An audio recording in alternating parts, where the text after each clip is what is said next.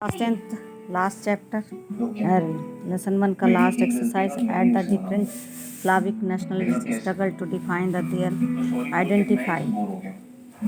इस पैराग्राफ में हम देखेंगे कि बाल्कन के जो क्षेत्र थे, पूरे विभिन्न स्लाव के राष्ट्रीय समूह अपनी पहचान बनाने के लिए स्वतंत्रता की परिभाषा तय करने की। बाल्कन क्षेत्र को गहरे टकराव का, यानी कि जो बाल्कन का क्षेत्र था वो एक युद्ध का क्षेत्र बन चुका था, जिसमें लोग ज़्यादा से ज़्यादा यानी frequently jealous of each other और एक दूसरे से ईर्ष्या करते थे to gain more territory of the expensive other, और एक दूसरे से अपने क्षेत्र को ज़्यादा से ज़्यादा हथियाने की कोशिश करते थे।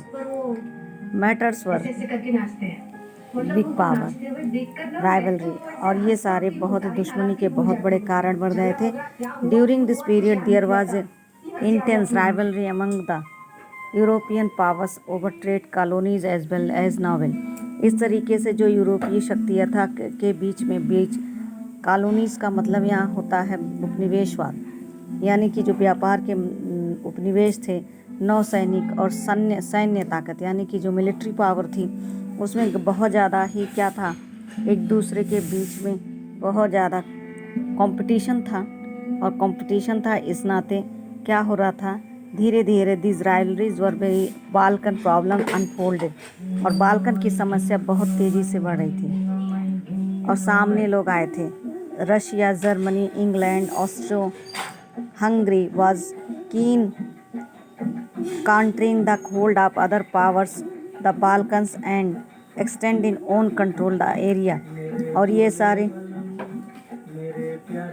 सब चीज़ हर तरह की बाल्कन शक्तियों को कमज़ोर करके अपने प्रभाव क्षेत्र में, यानी कि बाल्कन के एरिया में अपना दावा पेश कर रहे थे कि ये हमारा है, ये हमारा है। और इस तरीके से this lot series of wars in the region and find the first world war, और इन्हीं सब को लेकर पहला विश्व युद्ध हुआ। अब आते हैं nationalism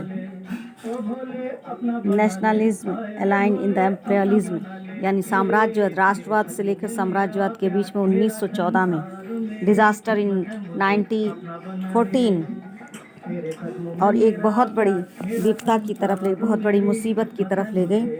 but meanwhile many countries in the world which had been colonized by the European power in the 19th century began to oppose imperial domination. The anti-imperial movement then developed everywhere are nationalist in the sense, and all the struggle to form independent nation states were inspired by the।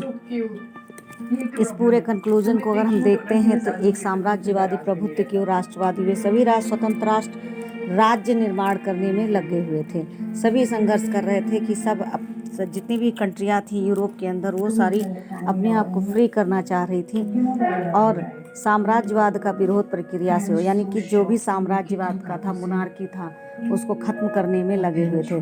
अपनी अपनी तरह से विशिष्ट राष्ट्रवाद का विकसित किया जाए, समाजों को राष्ट्र राज्यों में गठित किया जाना चाहिए, स्वाभाविक सार्वभौम मान